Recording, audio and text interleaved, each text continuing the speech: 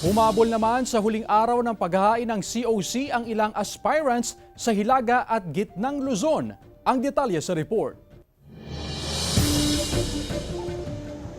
Humabol ang ilang aspirants sa Dagupan City sa huling araw ng filing ng Certificate of Candidacy sa BSKE 2023 noong Sabado, September 2. Naging tahimik at payapa ang filing ng COC sa lungsod. Kasunod nito, nagsumiti naman ng withdrawal ang ilang kandidato. Dito sa lungsod ng Dagupan, meron na tayong 5 na nag-withdraw. 3 sa SK and then 2 doon sa barangay.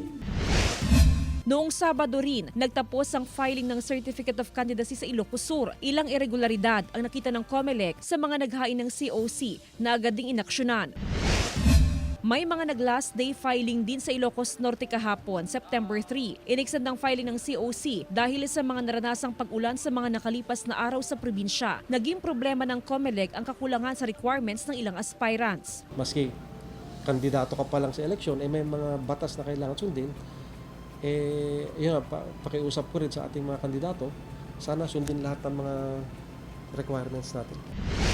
Ilang aspirants din ang sinamantala ang last day of filing sa Sasmuan at Lubao, Pampanga. Ayon sa COMELEC Pampanga, aabot sa 8,607 na barangay chairman, 68,686 na barangay kagawad, 8,042 na SK chairman at 46,111 na SK kagawad ang naghain ng kandidatura para sa BSKE 2023. Jasmine Gabriel Galban, One North Central Luzon.